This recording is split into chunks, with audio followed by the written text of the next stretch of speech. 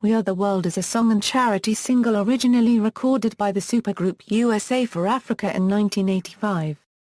It was written by Michael Jackson and Lionel Richie, and produced by Quincy Jones and Michael Omartian for the album We Are the World. With sales in excess of 20 million copies, it is one of the fewer than 30 all-time singles to have sold at least 10 million copies worldwide. Following Band-Aid's Do They Know It's Christmas? Project in the UK, an idea for the creation of an American benefit single for African famine relief came from activist Harry Belafonte, who, along with fundraiser Ken Kragen, was instrumental in bringing the vision to reality. Several musicians were contacted by the pair, before Jackson and Richie were assigned the task of writing the song. The duo completed the writing of We Are the World 7 weeks after the release of Do They Know It's Christmas, and one night before the song's first recording session. On January 21, 1985, the historic event brought together some of the most famous artists in the music industry at the time. The song was released on March 7, 1985, as the only single from the album. A worldwide commercial success, it topped music charts throughout the world and became the fastest-selling American pop single in history.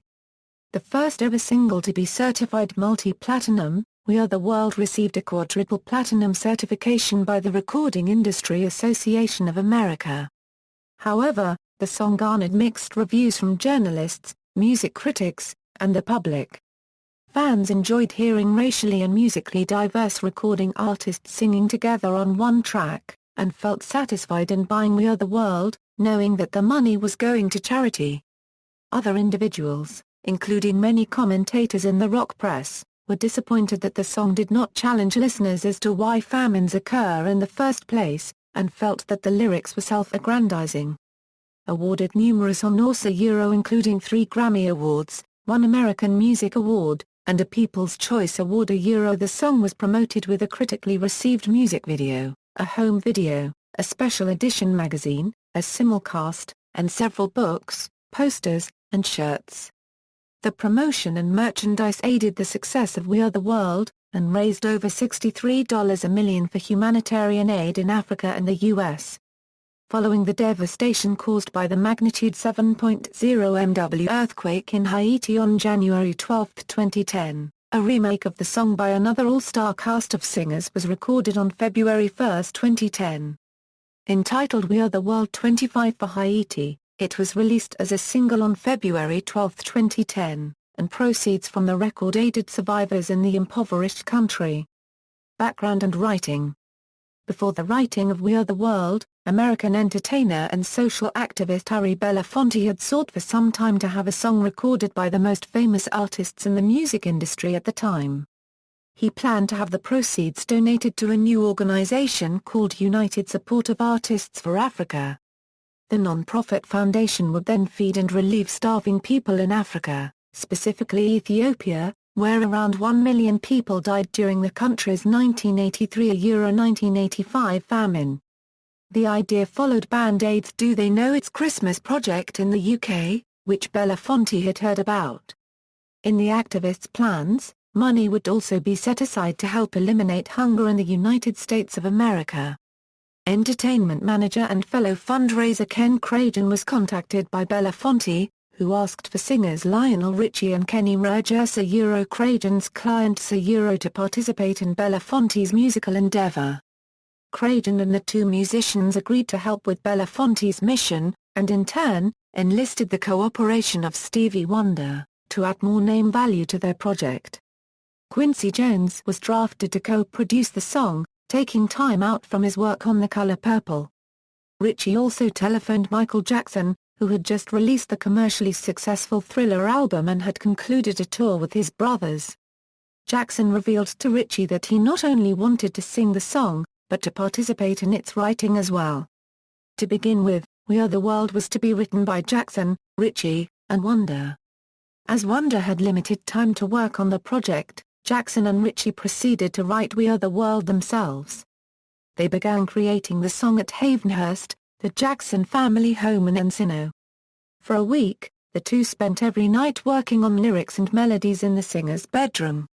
They knew that they wanted a song that would be easy to sing and memorable. The pair wanted to create an anthem. Jackson's older sister LaToya watched the two work on the song, and later contended that Richie only wrote a few lines for the track. She stated that her younger brother wrote 99% of the lyrics, but he's never felt it necessary to say that. LaToya further commented on the song's creation in an interview with the American celebrity news magazine People. "I'd go into the room while they were writing and it would be very quiet, which is odd, since Michael's usually very cheery when he works. It was very emotional for them." Richie had recorded 2 melodies for We Are the World, which Jackson took, adding music and words to the song in the same day. Jackson stated, "I love working quickly. I went ahead without even Lionel knowing, I couldn't wait. I went in and came out the same night with the song completed, Euro drums, piano, strings, and words to the chorus." Jackson then presented his demo to Richie and Jones, who were both shocked. They did not expect the pop star to see the structure of the song so quickly. The next meetings between Jackson and Richie were unfruitful. The pair did not produce any additional vocals and got no work done. It was not until the night of January 21, 1985, that Richie and Jackson completed the lyrics and melody of We Are the World within 2.5 hours, one night before the song's first recording session. Recording sessions: the first night of recording, January 22, 1985, had tight security on hand, as Richie, Jackson, Wonder, and Jones started work on We Are the World at Kenny Rogers' Lionshare recording studio.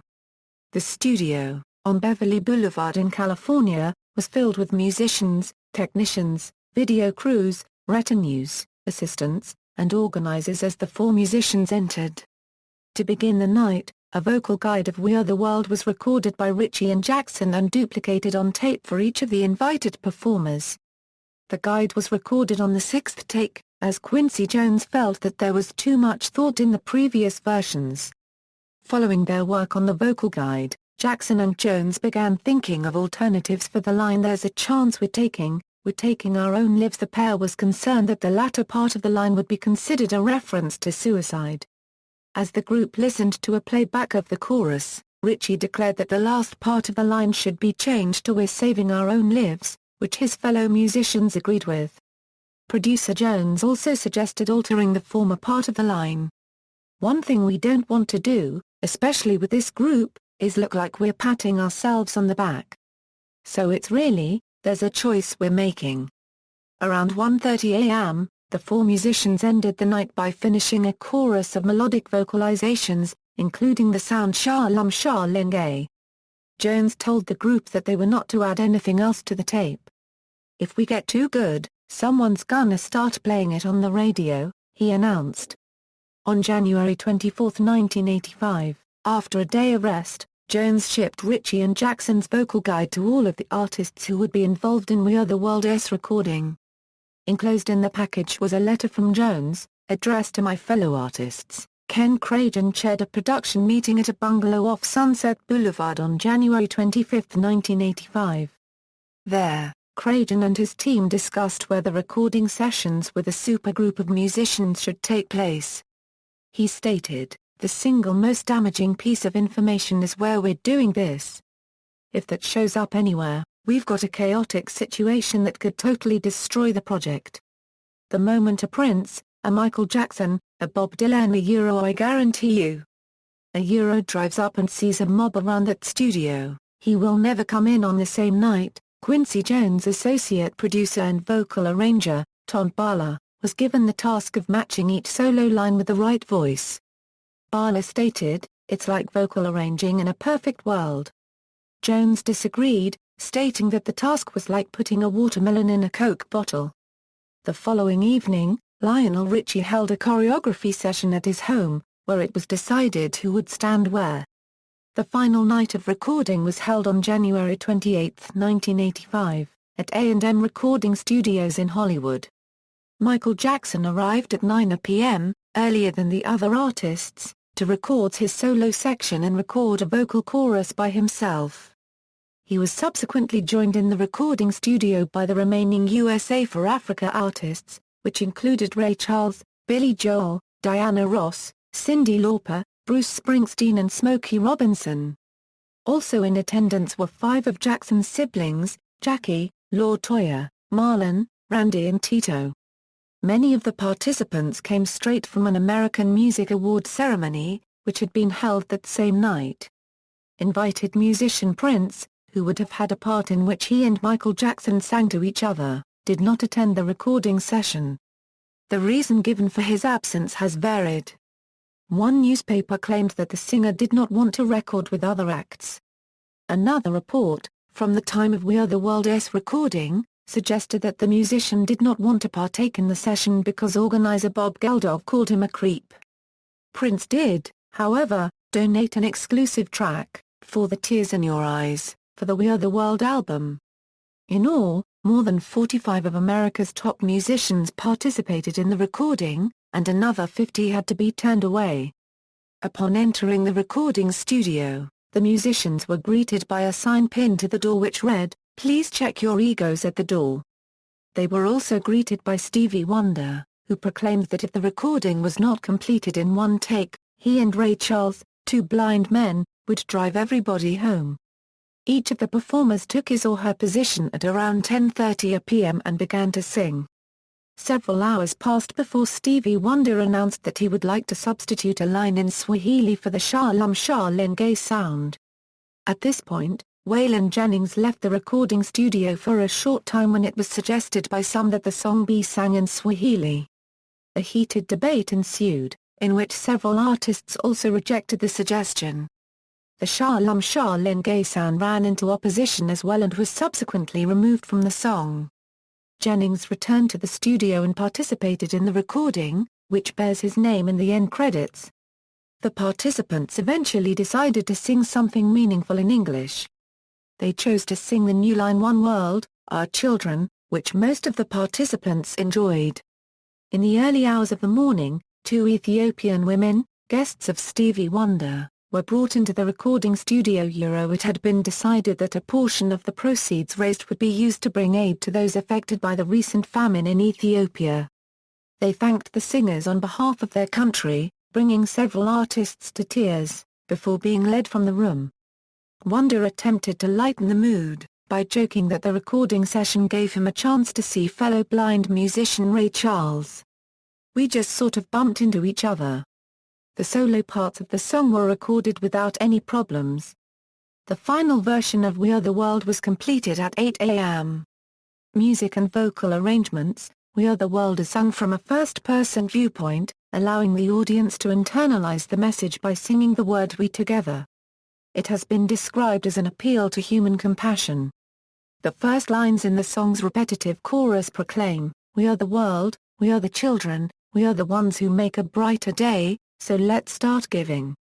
We Are the World opens with Lionel Richie, Stevie Wonder, Paul Simon, Kenny Rogers, James Ingram, Tina Turner and Billy Joel singing the first verse.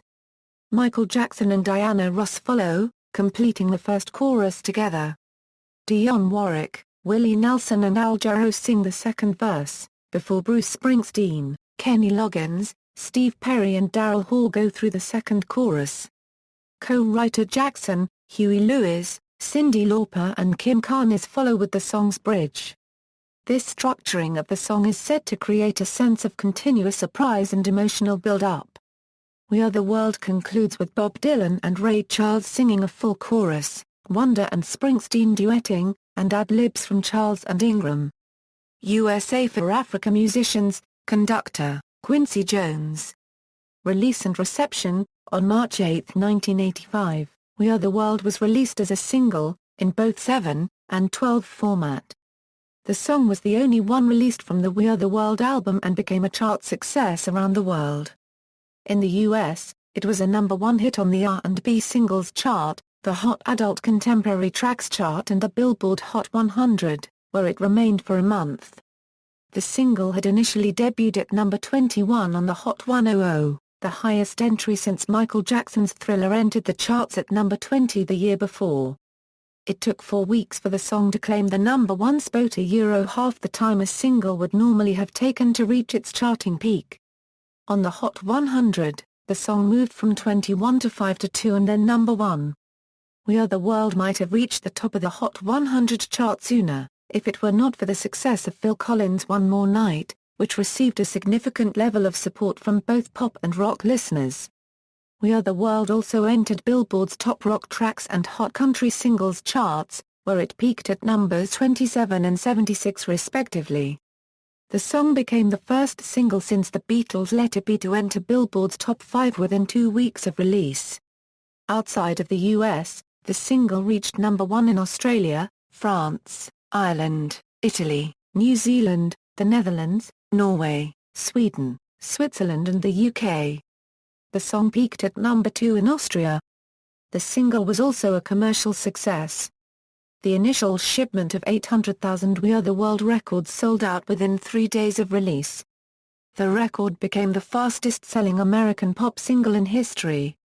At One Tower Records store on Sunset Boulevard in West Hollywood, 1,000 copies of the song were sold in 2 days. Store worker Richard Petitpas commented, "A number 1 single sells about 100 to 125 copies a week. This is absolutely unheard of." By the end of 1985, We Are the World had become the best-selling single of the year. 5 years later it was revealed that the song had become the biggest single of the 1980s.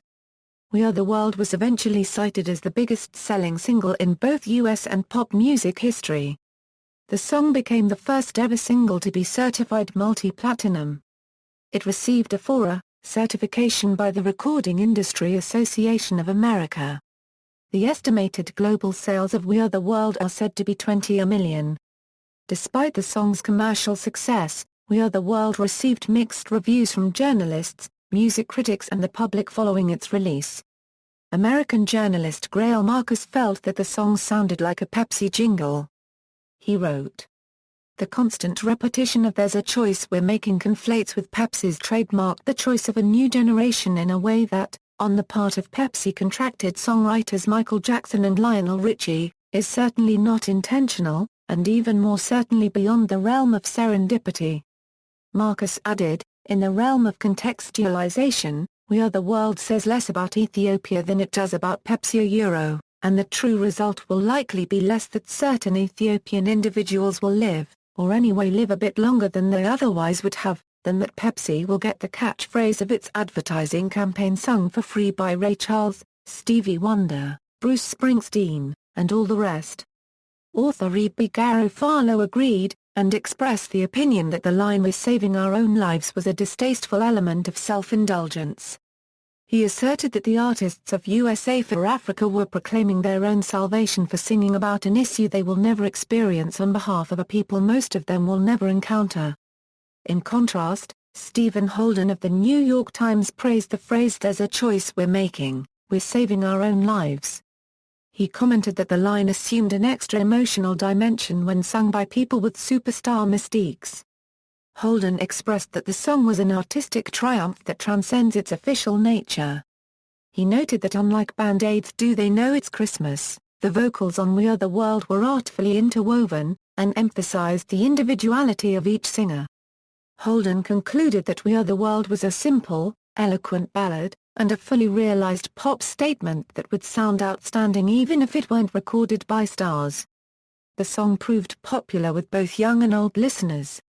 The public enjoyed hearing a supergroup of musicians singing together on one track, and felt satisfied in buying the record, knowing that the money would go towards a good cause. People reported they bought more than one copy of the single, some buying up to 5 copies of the record. One mother from Columbia, Missouri purchased 2 copies of We Are the World, stating, "The record is excellent whether it's for a cause or not. It's fun trying to identify the different artists. It was a good feeling knowing that I was helping someone in need." According to music critic and Bruce Springsteen biographer Dave Marsh, We Are the World was not widely accepted within the rock music community. The author revealed that the song was despised for what it was not, a rock record, a critique of the political policies that created the famine, a way of finding out how and why famines occur, an all-inclusive representation of the entire worldwide spectrum of post-Presley popular music. Marsh revealed that he felt some of the criticisms were right, while others were silly. He claimed that despite the sentimentality of the song, We Are the World was a large-scale pop event with serious political overtones. We Are the World was recognized with several awards following its release.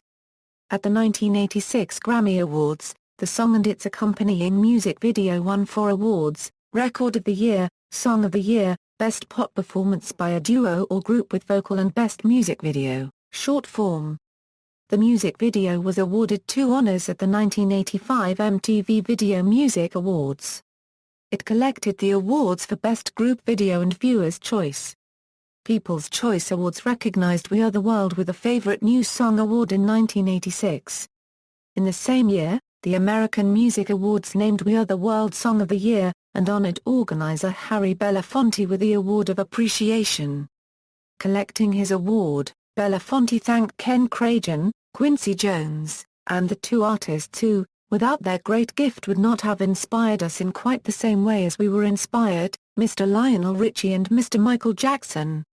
Following the speech, the majority of USA for Africa reunited on stage, closing the ceremony with We Are the World. Track listing, final single, We Are the World Euro 714, marketing and promotion, We Are the World was promoted with a music video, a video cassette, and several other items made available to the public, including books, posters, shirts and buttons. All proceeds from the sale of official USA for Africa merchandise went directly to the Famine Relief Fund. All of the merchandise sold well. The video cassette Euro entitled We Are the World, the video event Euro documented the making of the song, and became the 9th best-selling home video of 1985. All of the video elements were produced by Howard G. Malley and Craig B. Golan along with April Lee Grebe as the production supervisor. The music video showed the recording of We Are the World, and drew criticism from some. Michael Jackson joked before filming, "People will know it's me as soon as they see the socks. Try taking footage of Bruce Springsteen's socks and see if anyone knows who they belong to." Jackson was also criticized for filming and recording his solo piece privately, away from the other artists. The singer's supporters reasoned that Jackson was a perfectionist. Recording in front of other big-name artists would leave him awestruck and unable to perform at his best. He was also known for his shy nature, and the idea of singing solo in front of 44 other famous artists probably sounded terrifying to him.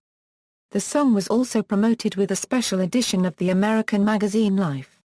The publication had been the only media outlet permitted inside A&M Recording Studios on the night of January 28, 1985. All other press organizations were barred from reporting the events leading up to and during We Are the World's recording. Life ran a cover story of the recording session in its April 1985 edition of the monthly magazine. 7 members of USA for Africa were pictured on the cover: Bob Dylan, Bruce Springsteen, Cyndi Lauper, Lionel Richie, Michael Jackson, Tina Turner and Willie Nelson. Inside the magazine were photographs of the We Are the World participants working and taking breaks.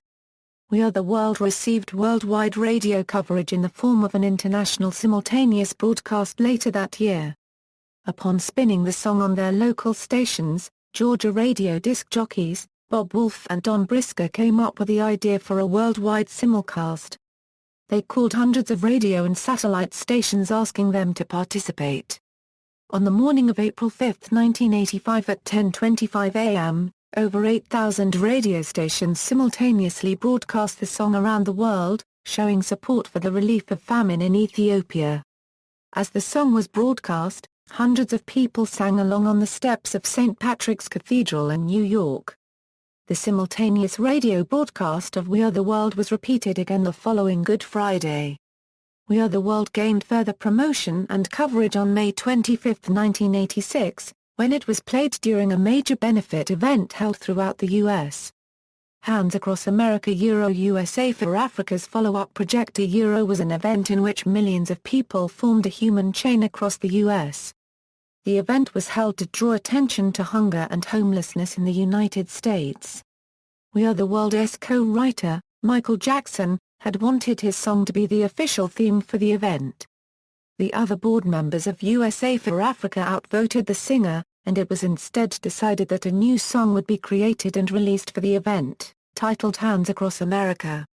When released, the new song did not achieve the level of success that We Are the World did, and the decision to use it as the official theme for the event led to Jackson, who co-owned the publishing rights to We Are the World, resigning from the board of directors of USA for Africa. Humanitarian aid. 4 months after the release of We Are the World, USA for Africa had taken in almost $10.8 million. The majority of the money came from record sales within the U.S. Members of the public also donated money, almost $1.3 million within the same time period. In May 1985, USA for Africa officials estimated that they had sold between $45 million and $47 million worth of official merchandise around the world. Organizer Ken Kragen announced that they would not be distributing all of the money at once. Instead, he revealed that the foundation would be looking into finding a long-term solution for Africa's problems. We could go out and spend it all in one shot. Maybe we'd save some lives in the short term, but it would be like putting a band-aid over a serious wound. Kragen noted that experts had predicted that it would take at least 10 to 20 years to make a slight difference to Africa's long-term problems. In June 1985, the first USA for Africa cargo jet carrying food, medicine and clothing departed for Ethiopia and the Sudan. It stopped en route in New York, where 15,000 T-shirts were added to the cargo. Included in the supplies were high-protein biscuits, high-protein vitamins, medicine, tents, blankets and refrigeration equipment. Harry Belafonte, representing the USA for Africa musicians, visited Sudan in the same month. The trip was his last stop on a 4-nation tour of Africa. Tanzanian Prime Minister Salim Ahmed Salim greeted and praised Belafonte, telling him, "I personally and the people of Tanzania are moved by this tremendous example of human solidarity." 1 year after the release of We Are the World, organizers noted that $44.5 million had been raised for USA for Africa's humanitarian fund. They stated that they were confident that they would reach an initial set target of $50 million. By October 1986, it was revealed that their $50 million target had been met and exceeded. CBS Records gave USA for Africa a check for $2.5 million, drawing the total amount of money to $51.2 million. USA for Africa's Hands Across America event had also raised a significant amount of money, approximately $24.5 million for the hungry in the U.S. Since its release, We Are the World has raised over $63 million for humanitarian causes. 90% of the money was pledged to African relief, both long and short term. The long-term initiative included efforts in birth control and food production. The remaining 10% of funds was earmarked for domestic hunger and homeless programs in the U.S. From the African Fund, over 70 recovery and development projects were launched in 7 African nations. Such projects included aid in agriculture, fishing, water management, manufacturing and reforestation. Training programs were also developed in the African countries of Mozambique, Senegal, Chad, Mauritania, Burkina Faso and Mali. Elias Kaifel Maraim Berlane, a survivor from Ethiopia, remembers, "I won't ever forget Michael Jackson because his contribution to the song We Are the World had a very significant effect on my life. Lots of people became sick and many more died." In 1984, Michael Jackson, along with a number of other leading musicians, made the song We Are the World to raise money for Africa. "We baked a special bread from it. When you have been through such hard times you never forget events like this. If you speak to anyone who was in Addis Ababa at that time they will all know what Michael bread is and I know I will remember it for the rest of my life." Notable live performances. We Are the World has been performed live by members of USA for Africa on several occasions, both together and individually. One of the earliest such performances came in 1985, during the rock music concert Live Aid, which ended with more than 100 musicians singing the song on stage.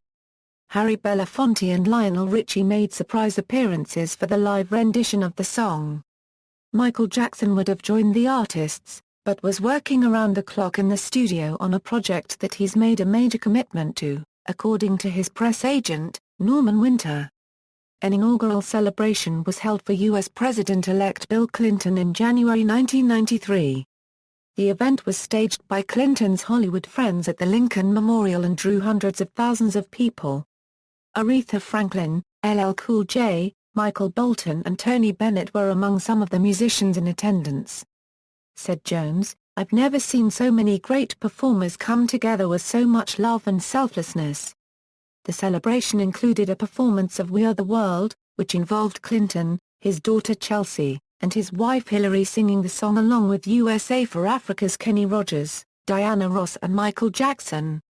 The New York Times' Edward Rothstein commented on the event, stating, "The most enduring image may be of Mr. Clinton singing along in We Are the World, the first president to aspire, however futilely, to hipness." As a prelude to his song Heal the World, Michael Jackson performed the song as a video interlude in two of his three world tours, the Dangerous World Tour from 1992 to 1993 and the History World Tour from 1996 to 1997.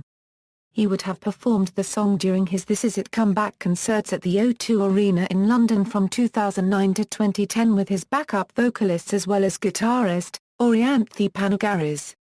Michael Jackson died in June 2009, after suffering a cardiac arrest. His memorial service was held several days later on July 7, and was reported to have been viewed by more than 1 billion people. The finale of the event featured group renditions of the Jackson anthems We Are the World, and Heal the World. The sing-along of We Are the World was led by Daryl Finney, who had worked with Jackson since the late 1980s. It also featured co-writer Lionel Richie and Jackson's family, including his children. Following the performance, We Are the World re-entered the U.S. charts for the first time since its 1985 release.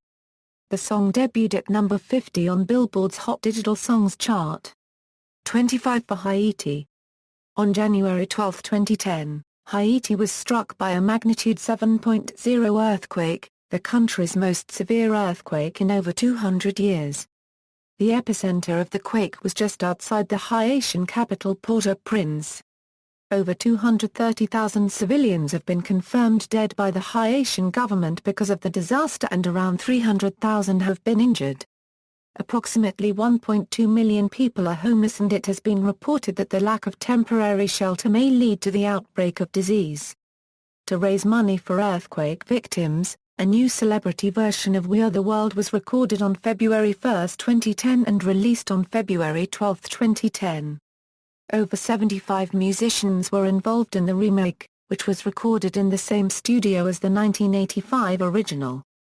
The new version features revised lyrics as well as a rap segment pertaining to Haiti.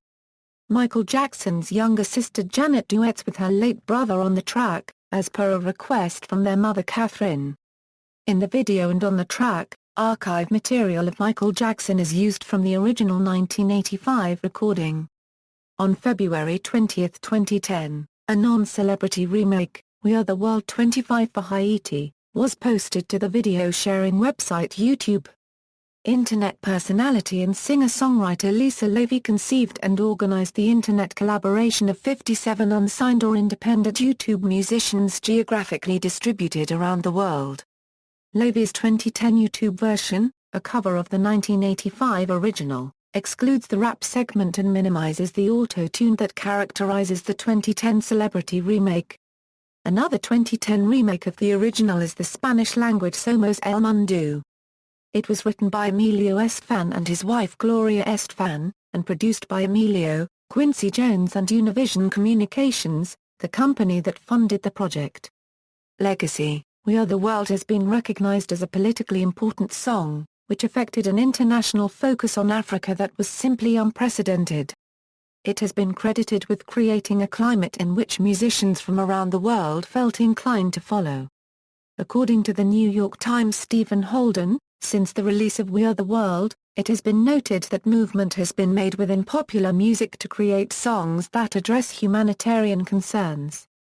We Are the World was also influential in subverting the way music and meaning were produced, showing that musically and racially diverse musicians could work together both productively and creatively. Ebony described the January 28 recording session, in which Quincy Jones brought together a multi-racial group, as being a major moment in world music that showed we can change the world. We Are the World, along with Live Aid and Farm Aid, demonstrated that rock music had become more than entertainment, but a political and social movement. Journalist Robert Palmer noted that such songs and events had the ability to reach people around the world, send them a message, and then get results. Since the release of We Are the World, numerous songs have been recorded in a similar fashion, with the intent to aid famine victims throughout the world. One such example involved a supergroup of Latin musicians billed as Hermanos del Tercer Mundo, or Brothers of the Third World. Among the supergroup of 62 recording artists were Julio Iglesias, Jose copyright Feliciano and Zara copyright Argio Mendez. Their famine relief song was recorded in the same studio as We Are the World. Half of the profits raised from the charity single was pledged to USA for Africa. The rest of the money was to be used for impoverished Latin American countries. The 20th anniversary of We Are the World was celebrated in 2005. Radio stations around the world paid homage to Michael Jackson, Lionel Richie and USA for Africa's creation by simultaneously broadcasting the charity song. In addition to the simulcast, the milestone was marked by the release of a 2-disc DVD called We Are the World, the story behind the song. Ken Kragen asserted that the reason behind the simulcast and DVD release was not for USA for Africa to praise themselves for doing a good job, but to use it to do some more good, for the original charity. That's all we care about accomplishing. Harry Belafonte also commented on the 20th anniversary of the song. The entertainer acknowledged that We Are the World had stood the test of time. Anyone old enough to remember it can still at least hum along. Charts and certifications, see also. 1984 to 1985 famine in Ethiopia, Band Aid, Do They Know It's Christmas? Live Aid, USA for Africa, The Music for UNICEF Concert, A Gift of Song, Chiquitita, 1979 ABBA song from the above concert, which still earns contributions for UNICEF in the 21st century. Notes. References. Bibliography. External links, official website of USA for Africa, official website for We Are the World 25 for Haiti, official music video of We Are the World 25 for Haiti on YouTube.